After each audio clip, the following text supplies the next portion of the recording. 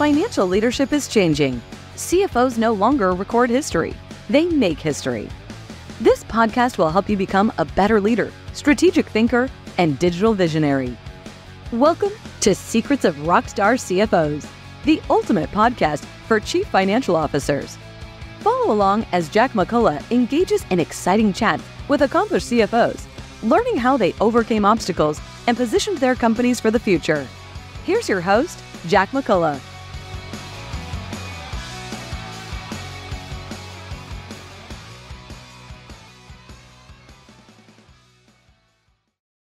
Hello, everyone, and welcome to the Secrets of Rockstar CFOs. I am your host, Jack McCullough, and you can follow us online at rockstarcfos.com. Today, we have an absolutely phenomenal CFO, so we're going to get right into it. Let's rock. My guest today is Joe Wolk. Joe is the CFO of a little company you might have heard of called Johnson & Johnson. Joe, welcome to the Secrets of Rockstar CFOs. Jack, it's a pleasure to be here with you. Nice to speak with you again. Yeah, I've been looking forward to it. It's great to meet you back in the fall at the MIT event. It was. That's a great event for CFOs who are looking to network. I was really impressed. It was my first time to visit, but it was an outstanding event and a lot to be learned. No, hopefully not the last. So, well, your company is about as much of a household name as any company could be. So I'm not going to ask you what Johnson & Johnson does. But can you tell us maybe, the overview of what are some of the big things that are going on right now at J&J? Sure, absolutely, Jack. And it's probably a really good time to ask that question. As many on the podcast audience may know, we just recently separated out our consumer health business. And that was really, although it was the smallest part of Johnson & Johnson, was actually the most recognizable. So brands like Tylenol, Aveeno, Neutrogena, Listerine, Band-Aid, things that many people have in their medicine cabinets at home, is now a separate company known as Kenvue. We had the opportunity to separate that very successfully over the last 2 years. And so now we're focused on pharmaceuticals, or what we call innovative medicines, really specializing in areas like oncology, immunology, and neuroscience, and then also MedTech. So think about hospital procedures, cardiac ablation, orthopedic knee and hip replacement systems, vision care with contact lenses, as well as surgical options. So we are somewhat of a different company than probably what most people would have in mind when they hear the term Johnson & Johnson. Yeah, that's an interesting point. When you name those brands, it's interesting because just about every single one of them I have in my house, right? And I think I'm probably a fairly typical American in that sense. So the impact of the company Kenvue, even though that company is not yet well known, it's remarkable what they're doing, and yet Johnson & Johnson's the bigger of the companies. Yeah, we certainly believe we've positioned them for success. Again, those are household brands, and for them to kind of be a new startup company with the legacy and pedigree that some of those brands carry, I think it's a tremendous advantage for them, and I look forward to seeing them win in the marketplace very soon. Yeah, absolutely. And I want to get into a little bit of your early years. Okay. And where did you grow up? I grew up in Edison, New Jersey, so about 5 miles from the headquarters here in New Brunswick, New Jersey for Johnson & Johnson. Yeah, and I actually knew that because when you spoke at MIT, we learned, I thought it was fascinating, but Johnson & Johnson is more than just a job for you, right? You have a little bit of history, so. Yeah, so if you look at my bio, it'll say I'll be at the company for 26 years this May. But actually, I had the pleasure, and I think the benefit, as I sit here today, of knowing the company much longer than that. So my dad worked on the factory floors at one of the operating units. He actually got the job because my uncle, his brother, helped him get the job, who was on that same factory floor. I had an administrative assistant, was an aunt for the Ethicon division. So there was a lot of family history there. Additionally, my mom actually worked in healthcare as a nurse for 40 years at a hospital about 3 blocks away from Johnson & Johnson headquarters. So, while this has been a great experience professionally, there's something more personal for me. I can recall the first time I was being announced as the CFO for the company. And back then, it was prior to the pandemic. There was a big meeting that was held for shareholders.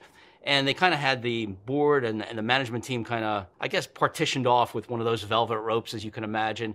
And about 10 minutes after the program ended, There was a little old lady that was kind of standing behind the velvet rope, smiling at me with a big smile. And it was one of the women who my dad actually worked with back in Oh, the wow. day.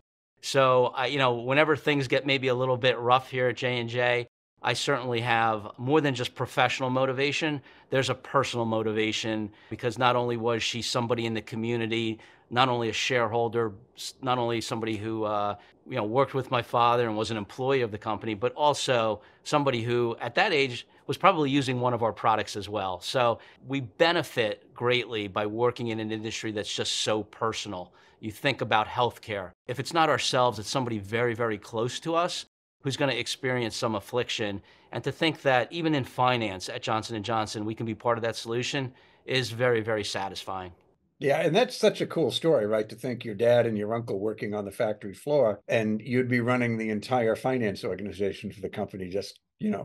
several years later. That's amazing. So did They'd you both recognize? probably be mad at me though, because they worked on a consumer factory floor. So now that we've separated them off, and they probably think I had something to do with it, they might take issue with me at this point. But I think they'd still be proud, even though they're long gone at this point. I'm sure they would be very, very proud. So that's kind of cool. A little, that's not really Johnson and Johnson, Yeah, right? right. That old school mindset. So that's pretty cool. And that happened. Did you recognize the woman who recognized you by I chance? did. It's Okay. funny, and that's maybe the perspective I have. Just the kind of the we used to call Johnson and Johnson kind of the Johnson and Johnson family of companies, but I've always viewed it as really it's a company for families as well. That woman used to attend my seventh and eighth grade basketball games and things like that. That's how close knit the community was here in Central Jersey when it came to Johnson and Johnson employees. You can go to a little league game or religious services, and you'd likely run into a Johnson and Johnson employee. So it was pretty close knit, and obviously, when I had the opportunity to come here, it was very, very special. Wow, that's amazing. So I want to chat a little bit about your career path, which is quite interesting. You studied business, but you also got a law degree. And I you did. you, you told me previously you never actually were a practicing attorney, but how do you think having that educational background, it was finance and then legal, how does that affect you as a CFO today?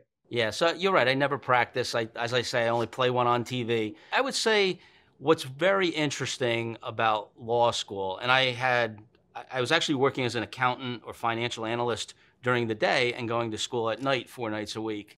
And while I probably realized early on I wasn't going to be an attorney because I was enjoying the full-time day job, I really valued kind of the Socratic method and the way they approach problems.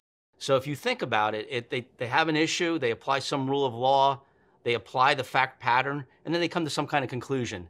That same model is very applicable to business problems, and I've been able to use that throughout my career to help get to hopefully a better answer in many cases. And sometimes it's just about asking the right question as well, and lawyers certainly can do that. Well, yes, they are certainly trained to ask the right questions. No question about it. So cool. Well, Joe, one thing I've noticed along the way is almost every great CFO I've spoken to, and because of what I do for a living and the MIT event, I've gotten to meet some of the best in the world, but a lot of them had very influential mentors Mhm. along the way. And I'm wondering if there are any people, when you look back upon, your career progression, any people that kind of stick out that you learned a lot from? Jack, it's such a good question. And I think it's such a poignant question because one, I'm the benefactor and had the good fortune of working for so many good people throughout my career.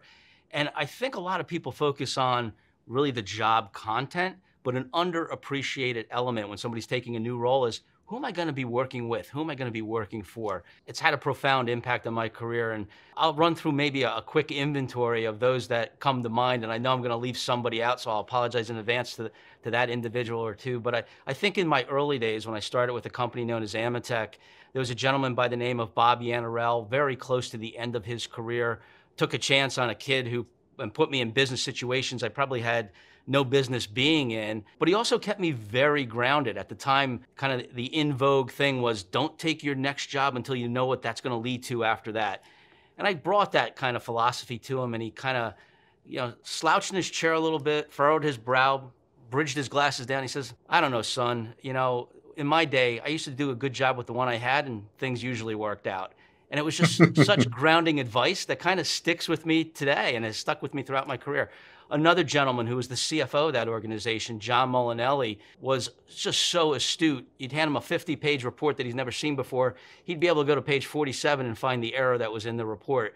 But it really was uncanny the way he could do that. But he also taught me that numbers can and really actually should tell a story, right? And so there's more than meets the eye than just the statistics that are on a piece of paper. The gentleman who had the conviction to actually hire me during a hiring freeze here at Johnson & Johnson 26 years ago, Pete Patesco, always prepare, have a plan, and then have a backup plan because something always goes wrong with the plan. So resiliency was something that I took from him. Michelle DeYoung, who was actually a supply chain leader, not a finance leader, walked into her office as I was about 2 months in the role and said, Michelle, I think you've got the wrong guy for the job. It was in MedTech supply chain. We were trying to consolidate some of our efforts there. And I said, these folks all come in with a personal bias towards the particular divisions from which they represent. And she goes, that's exactly why we need you. The objectivity that you can bring, particularly through a finance function, is what's going to help us be successful. So, and then, I go to the two current CEOs, or it's actually not two current CEOs, but the CEOs that I've had the pleasure in my current tenure to serve under. Alex Gorski really took a chance on me when I probably wasn't the odds-on favorite to get this role, but taught me that, being disciplined about your work ethic really matters in higher level roles because the organization is watching. There's a certain amount of respect that the organization has when they see somebody at the highest levels working very, very hard. And now Joaquin, also extremely hard worker, had the pleasure of working with him in a number of roles as I grew up in Johnson & Johnson. But because people are watching, even though things might be going against you or against the company, projecting optimism is crucial to ensuring that the organization has the right tone and tenor and really gumption to say, hey, we can handle anything. So those are some of the folks. Again, I'm sure I left a few folks out, but you can see I've been very, very fortunate to have worked with many, many great people, all with different perspectives. I would say the thing that maybe I would leave your audience with, though, is don't ever try to emulate one person, right? Make all this stuff that I've talked about, I tried to make it my own and fit into my portfolio. I don't do everything right, but I try to do the things that I've learned from those folks, but not try to be those folks. Yeah, and that's so wise. Like, you a football fan? I'm a pretty big football fan. Yeah. So, the Paul Brown coaching tree, which is like phenomenal. Oh, yeah. And, it included, guys like I think Schuler and Joe Walsh and Tom Landry, but they all learned so much from Paul Brown, and yet they sort of took their own imprimatur on it, right? And they're like, yeah, great strategist. That's a great analogy. Yeah. That's a great analogy. Yeah. And he's been a little bit of success, in terms of people who influenced the NFL, probably very few, if any, more than Paul Brown. So I would agree. But one thing I've noticed about you, Joe, in our conversations and when you spoke at the MIT event, you never take credit for anything. You're one of those people, you say we and us and team quite a bit, and you never take credit for anything that you've accomplished in your career. And I'm kind of curious about the team that you've built and lead at Johnson & Johnson. What's your philosophy on building a world-class finance team? Well, I think if you ever catch me not giving credit to the team, make sure you correct me, Jack. I'm blessed to work with a great team. It's actually fun to watch them work.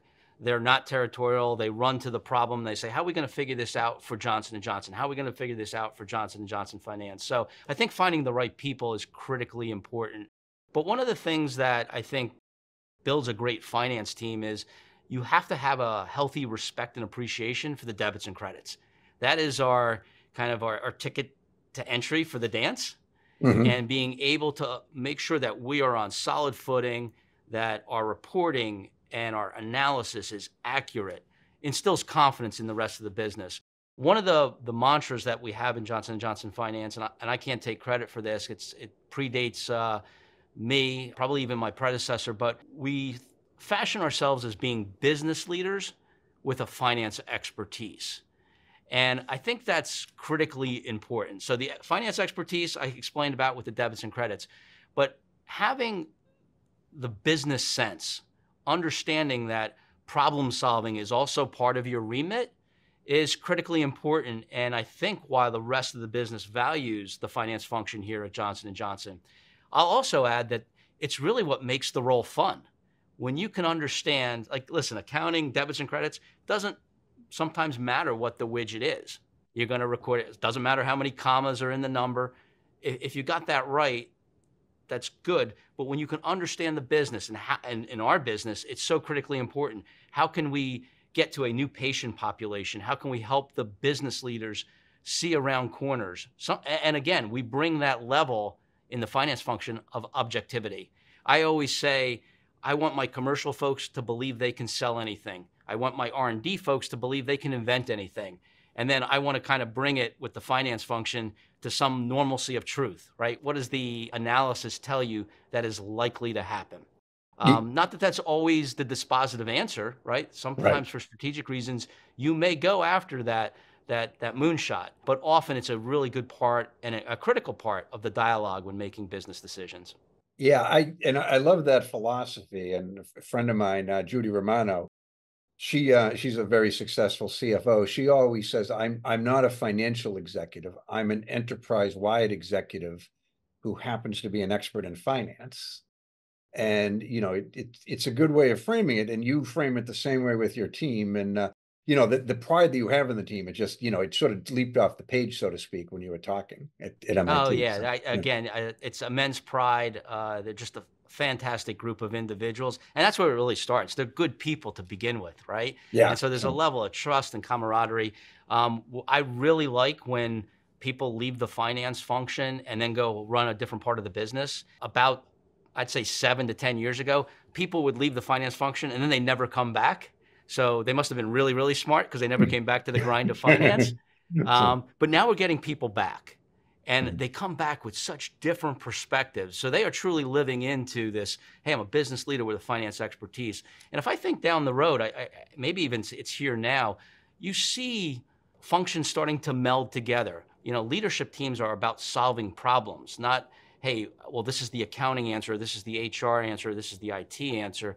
It's more about how do we get some great minds together to make good decisions based on credible data, knowing that it's based on assumptions and assumptions will change, and then move forward. And that's kind of how I see the role of really business leaders evolving. It has evolved, but I think it will continue to evolve, especially as we get more adept with technology and different sources of information. makes sense. And just for my edification, how big is your finance team and finance and accounting team globally? Across the globe, we have 6,500 people dedicated strictly to finance. And then we have another 3,500 people that are in our global services functions, which cover not only areas of finance, but IT, HR, and procurement. Okay, so 10 grandish. It's funny. My hometown is only about 15 grand. So we could We're form a catching up. football team. Yeah, there So, you go. pretty cool. So I want to talk a little about Johnson and Johnson. And, first of all, the logo, top 5 recognized logos in the world. There's Disney, probably Apple Computer, maybe the American Red Cross, but I can't think of very many that are better recognized than J&J's logo. But also, it's a positive thing. People ask people, what's the company in the world that trusts them, that you trust the most? What's the most respected brand in the world? It's in everyone's conversation.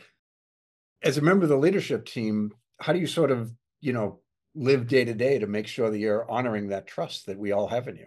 Yeah, so Jack, it's sort of a non-negotiable. I got to be honest with you at Johnson and Johnson, and it's really embedded in our Credo document.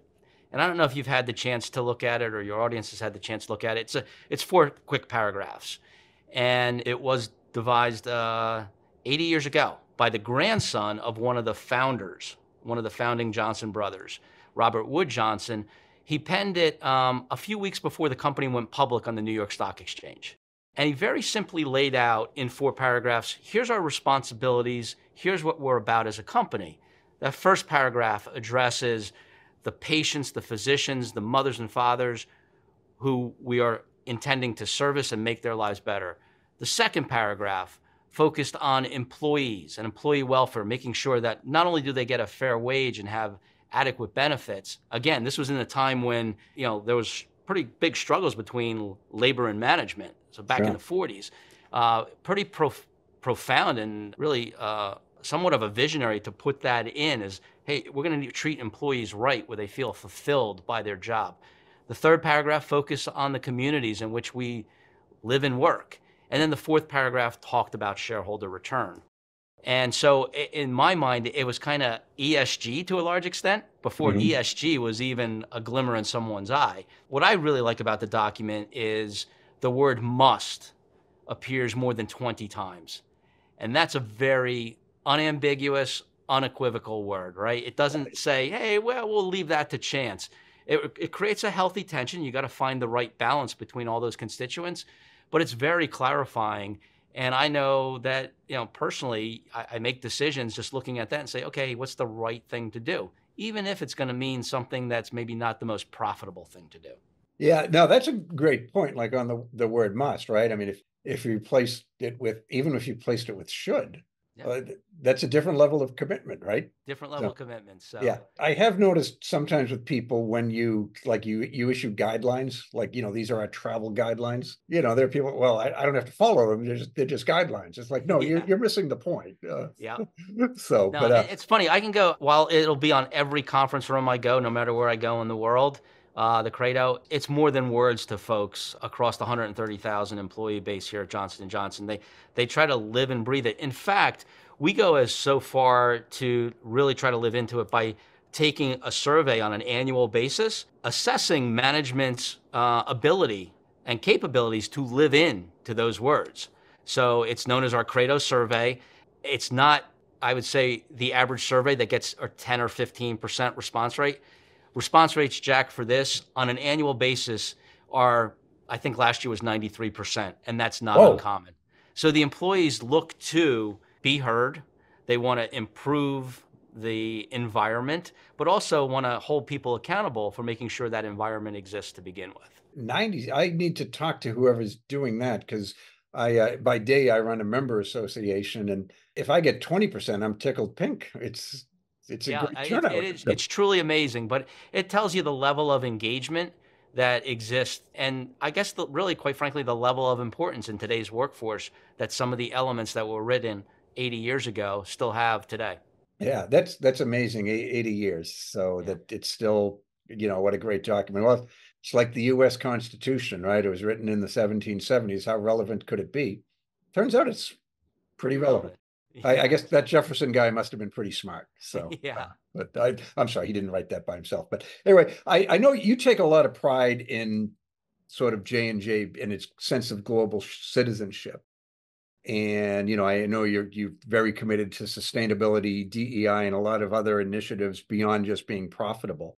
What are some of the ones that you yourself are like most excited about and most proud of? Yeah, so if I think about, it's funny. The world today suggests that everybody needs to opine on everything. I don't know that we take that approach. I think if it comes to healthcare related matters, creating good access for patients who need them, pushing the envelope when it comes to innovation, realizing that there's going to be some failures along the way, which is, it really doesn't fit nicely into any financial model. That's part of the business we're in. So one of the areas that I've had the pleasure of being part of since it started back in 2019 was our Johnson & Johnson Impact Ventures group. So it's really trying to deploy investment in a way that garners a return, but is underinvested in terms of helping populations around the world that don't quite have the same level of access to medicine. So these are people who want to start a business, trying to raise some capital. We have a team focused on looking at those as investment opportunities, expecting a return, but not a return for return's sake. It's a return so that we can then funnel that money back into future investment. You think of the Wellcome Trust over in Europe, and that's kind of, it started from that kind of platform. We've got $50 million dedicated at this point and funded. The team has invested about 60% of that amount at this Wow. point. And so it's still in its infancy, but that's one way where you can kind of do well by doing good. Yeah, that's fantastic when we see corporations do that sort of thing. So one thing I want to talk to you about, you touched about it, is data and technology and finance. And you mentioned making decisions that are supported by data. How are you leveraging, technology and data resources to make better decisions, financial and otherwise? Yeah, so I would partition it, and so would our CIO, Jim Swanson, kind of into two camps. And I think in one camp, we're getting pretty good. and I'm speaking for Johnson & Johnson, but also more broadly across industry. And that's in the productivity and predictability of things, right? So if I just take it from the employee perspective, right? Personalizing learning and development tools and curriculum and doing that online based on the career they've had and the career they hope to have, their educational experience, kind of melding that all together to give them a platform by which, hey, here's our areas that may not only be of interest, but will help you accelerate your career. I think that's very good. When I look at our predictability around forecasts, right? The one thing I say about a forecast on a piece of paper is I know it's 100% precisely wrong, but you want to make sure that the degree of variability isn't so wide that you actually put the business in a tough position with little time to adjust. It's really narrowing that degree of variability. We've been able to do that with some of our sales forecasts. If I think about inventory, we've got in our orthopedics unit in MedTech, advanced case management using machine learning algorithms that enables us to stock the right inventory, the right knee or hip replacement system at the right hospital for the right physician, for the right patient at the right time. That obviously has enormous benefits in the orthopedic space, particularly because there's a lot of different variations that could take place. I would say where we still have a ways to go is probably using some of the insight impact or garnering the insight impact. So while we've been proficient with productivity, I think, have we gotten to the point where we understand diseases better? Perhaps maybe incrementally. Do we know that we can find new biomarkers or collect real-world health data using electronic lab records, electronic physician records to get to that level of personalized medicine? Bill Hite, who's one of the great scientists here at Johnson & Johnson, he told me probably 8 years ago, he said, Joe, you give me the genetic code and the zip code, I'll be able to tell you what's going to ail that person to a 95% accuracy factor. It's Wow. taking all that type of information, right? And then democratizing it, quite frankly, to make sure that we get to better solutions. We are doing some of that with cardiac ablation today in MedTech. So using AI and machine learning to actually refine the navigation path that a patient may go through, so that the technician almost has a roadmap as to where they need to go within the cardio path of that particular patient. So it is getting better, but I think that's where the big bang comes from, and that could lead to tremendous savings with respect to clinical development, but also getting better medicine, better outcomes for patients. Technology is amazing, right? I mean, everyone's talking about Gen AI and people are afraid of it. And it's not hard to understand why people would be a little afraid of it. And we need to move forward, but cautiously. And I get that. Just the possibilities that every technological innovation creates, right, it's remarkable. So I remember You'll still need human insight, though, right? Yeah. You're Oh, still yeah. going to Yeah. need somebody to kind of drive that car, if you will. I think about our forecasts, right? I could take 10 years of history. That's not going to tell me what the next year is going to be, Mhm. right? And so you're going to need that human intervention. And I think the more people start to appreciate that and use this as a tool as opposed to be scared of it, then I think we really unleash the power. Yeah, no, that makes sense. But I remember when I was in high school, when I was going to study accounting in undergrad and did, but a lot of people told me I should not study accounting because, computers, PCs were just becoming a lot more commonplace. They would Yeah. replace accountants and there'd be, no need for accountants in 10 years. And by the way, these weren't dummies. These were smart people. This is my guidance counselor and, you know, people in the business world, my parents, all of them, smarter than me for sure. But boy, they couldn't have given me worse advice. Yeah. Technology has empowered the profession. It hasn't eliminated it. And I think that's probably what's going to happen here too. So Yeah, I think you're absolutely right. It comes back to that objectivity standard. It's funny, our corporate controller, Bob Decker, is the first to always tell anybody who will listen that AI took all the standardized tests for professional designations, and the only one AI did not pass was the CPA exam. And they only got 30% accurate. So I don't know if it's getting better. This was a couple months ago, but and it's funny because your reaction from many decades ago was the same reaction when AI kind of first hit the news wires, right? Well, it was only about 15 months ago where, well, boy, accountants, they really have to worry because there won't be a profession in 10 years. I couldn't see that being further from the truth, especially if you're a business leader with a finance expertise. Yeah, and you have to develop different skill sets, right? You do. Yeah, people say, can AI replace accounting jobs? Perhaps the repetitive ones, that are redundant and stuff like that. But AI is not going to replace you, Joe, someone like you who's a strategic thinker and understands finance and business generally. And plus, there's just the leadership skills that humans have and machines don't. Sure, in 100 years, anything's possible, right? But in the next few, I don't think so. Well, I'd love to chat with you since you were involved in one of the biggest transactions of recent years. Is it fair to call it a spin-out? Would that be the proper term for Kenvue? Separation is how we called it Separation. because we Okay. didn't quite do the traditional spin-off, but it's close enough. Okay, fair enough. I'd love to chat with you about that. What sort of was the genesis of the idea? And, if you give us a little inside baseball, I think that would be great. Oh, absolutely. I have to start by saying just how great an experience it was for me in my career. Again, here I got to point to the team, but let me take you through kind of the analytics. And it really starts with strategic fit, right? So despite kind of being, I'll say, on point for whether we should do this or not, it wasn't a financial discussion. It was with the board, with Alex Gorski and Joaquin Duato at the time. Hey, does this business still belong with Johnson and Johnson? Are we the best creators of value? And if you look at what is required for pharmaceuticals and for med tech, highly regulated, significant investment, long development timelines, very different than what the consumer market now has to respond to with social media, celebrity endorsements. It's not all that long ago, Jack, probably within the last decade, where 9 out of 10 dentists or 9 out of 10 dermatologists, that mattered in a claim. Now it's, does Jennifer Aniston or Kim Kardashian really like this product, right? And so that changed, and it required much more flexibility. And so we looked at the equation and said, boy, they probably benefit from being on their own.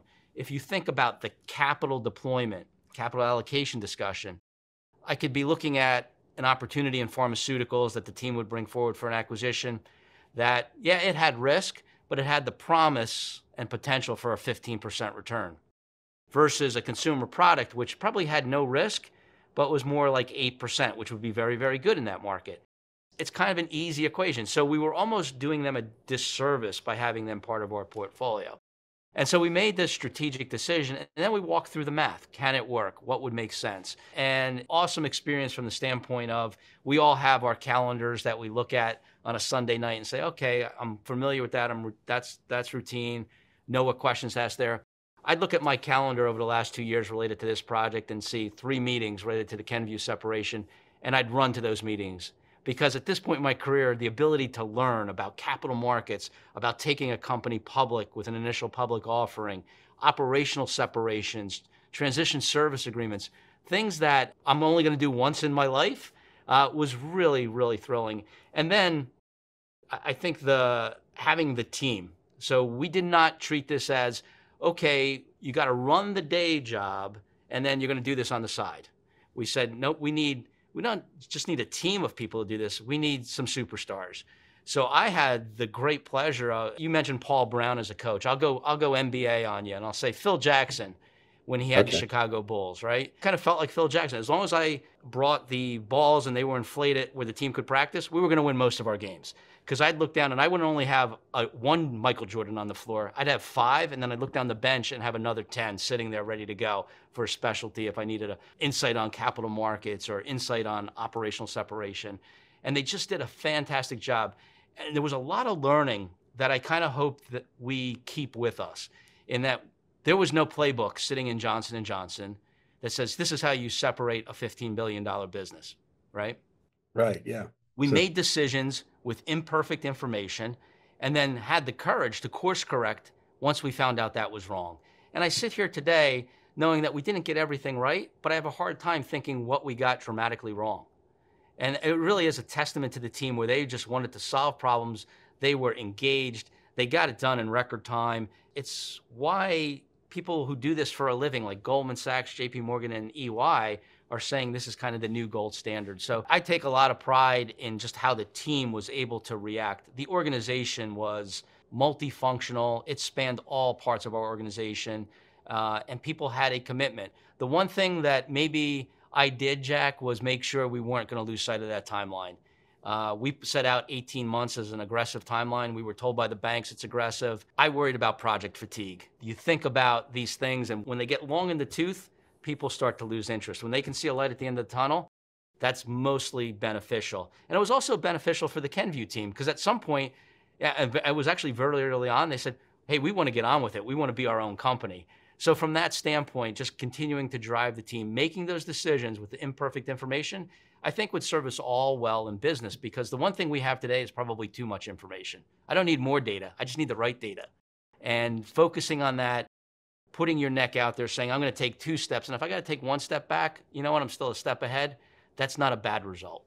Yeah, and I love your analogy of Phil Jackson. It's undoubtedly a great coach. I'm not about to suggest otherwise, but having Shaq and Kobe or Jordan and Pippen on your team could make a lot of people look like really good coaches, I suppose, right? That's what happened here, Jack. I mean, I just have 1 or 2 of them. I had a stable of folks. Yeah, lucky. But you need that. It's not like there's a lot of, other companies that have done anything similar at that size. There's no blueprint you can look up and say, oh, okay, you're sort of figuring it out as you go, right? So that was the scary part, but it was also the fun part of it. Yeah, building a plane while flying it, right? Is the saying goes. And then you had to run the other $85 billion of business without missing a step as well. How hard can that be? So, so cool. And you're on the board of Kenvue, is that correct? That's correct. Yeah. So cool. Good. Well, it's funny. I'm looking at my notes. I don't know what I was thinking, but I referred to you as a busy dude. I bet you've never been interviewed since you've been a CFO where someone called you a dude, but nevertheless, you have an awful lot going on. You're the CFO at, one of the biggest companies in the world. You're on the board of Kenvue. Interestingly, you're on the Stanford Medicine Board of Fellows, and you do a lot of philanthropic stuff within J&J and otherwise. And from what I know about you, you're also, a very family-centric guy.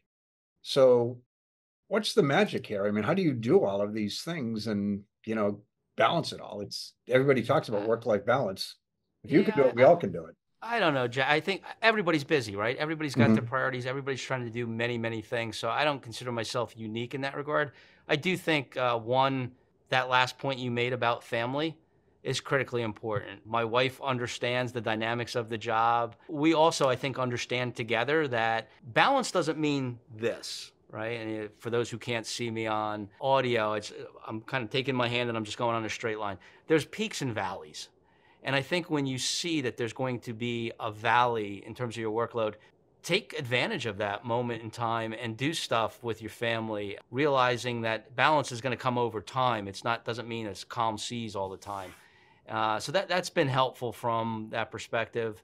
My wife and I just recently became grandparents twice over in the last 18 months. Oh, nice. Couldn't be more pleased. So that puts a completely different perspective on life, and they're just a ton of joy. So, ensuring that they're happy, certainly at this point in my career, again, being blessed with working with good people, whether it be in finance or outside of finance, helps you really, I guess, manage any of the stress that comes with imbalance that may come with the job. Yeah, that's interesting. But again, I'll get back to everybody's busy. Everybody needs to figure it out and just know your limits. Don't let the highs get too high or the lows get too low. No, that makes a whole lot of sense. So cool. I like to conclude these with a couple of things. First of all, Joe, do you have any fun facts, things about you that people who don't know you might find surprising, or even like a favorite joke? Nobody yet has done the favorite joke thing yet. So yeah, and you're probably not getting your first bite on that one from me. What I would say, Jack, so I probably shouldn't say this, but I will because my college buddies would bring it out on me anyway. So I had the benefit of having a high school accounting class before I went to college, and then I had my college accounting classes, and it was 8:30 in the morning. And there used to be an over-under bet on how many times I would drop my pencil, because I was sitting towards the front of the class. And when I dropped my pencil, that means I was dozing off. Oh, okay. So my buddies were always miffed at how I could get A's on the exams. They stayed awake and got C pluses. So I had the benefit of having a precursor, I would say, with my high school career. And I always kind of got, debits towards the door and credits towards the window, and it kind of worked out for me that way. So I was fortunate. I guess that would be my fun fact. There you go. And well, you must have been pretty good at it. I understand you're in your undergrad school's Hall of Fame. Is that correct? Yes, yes. I had the honor of being named that organization about 2 years ago. Oh, no. Yeah, I'm not even sure if any of my schools, graduate or undergrad, even have a Hall of Fame. They probably do. They've Well, never called me. I asked the dean. I think they just got down to the lower end of the alphabet with the last name there, and that's how I got in. If they eventually ran out of people, I could probably make the Suffolk University or MIT Sloan Hall of Fame. But There you cool. go. But anyway, this has been a lot of fun. I'd love to conclude, because most of our listeners presumably are CFOs. But what's some advice you can impart to the next generation of CFOs? Oh, that's a great question. So I'd probably parse it into, depending on where somebody is in their career, into kind of three categories. I would say for those more early in their career, and I would say even mid-career, take those roles that are going to scare you, right? I remember some of the best roles that I've had throughout my career were the ones that I woke up that first day, looked in the mirror and said, what the heck did I get myself into? How am I going to figure this out? And what you're going to find is you do figure it out. It'll give you confidence for the next time you're placed in that position, and you learn a ton. You meet interesting people along the way. I think taking those roles that you know you can do is probably a waste of your time, right? Take those roles that will really stretch you. And I've been fortunate here in an AMETEK, people had the confidence to say, Joe, you're ready for this role. And even though it looks like a stretch on paper, we got confidence in you. The second one I would say is probably applies to all phases of career, and I'll use yet another sports analogy, Jack. Mhm. Golf, right? Play the course. In today's world with social media, it matters how many likes you get or you don't like and what other people are doing. Don't worry about all that stuff. Play the course like golfers do, right? They don't worry until it's the last hole in a of a 4-day tournament as to where they stand on the leaderboard. They play the course. They try to par or birdie every hole. You continue to do that. You're going to hit some bogeys along the way. That's okay. You learn from those and then move on. But just kind of stay the course and don't get consumed with, Mary got this job or Jimmy got that job. Are you being developed? Are you stretching yourself? Are you engaged in what you're doing and loving what you're doing? I think is critically important. And then the last thing I would say, certainly in roles that I've had more recently, is be curious, right? A lot of time it's not having the right answer, it's asking the right question. And so listening more, understanding the assumptions and the fact pattern. Maybe this is the pseudo lawyer in me too, where sometimes I like to just play devil's advocate and ask the question, even though, I kind of agree with what the team is saying. What if we looked at it from the other side? You go to Lincoln, right, in the book Team of Rivals. He staffed his cabinet with people who weren't politically aligned to him. He knew he had the final decision and the final say, but he wanted to be as well informed in that decision as he could be. Very courageous. But asking the right question, I think, has been, it's much more the role I play today than jumping into spreadsheets and PowerPoints. I'm sure my team would tell you he still jumps into spreadsheets and PowerPoints on Excel way too often. But I think it's really about asking the right question and making sure that the team gets to an informed decision based on the assumptions that we have at the time. I think that's terrific advice. I love all of that. So cool. Well, Joe, I know you're a busy dude, as I said earlier. So I do want to thank you for coming on. And, it's been, to me, I think this is going to be an invaluable episode for my listeners. So thanks so much for joining us today. Jack, it was a pleasure. Really, thank you for having me on. It's been an honor. Thank you for listening to this episode. To continue your exploration of this role that focuses on strategy, leadership, finance, and technology, listen to more episodes of the show at rockstarcfos.com. Join this revolution, episode by episode. Push yourself to achieve great things and unlock the best opportunities available to you. CFOs are creating a legacy, and it's time for you to leave your own unique imprint on the world today. That's all for now. See you on the next one.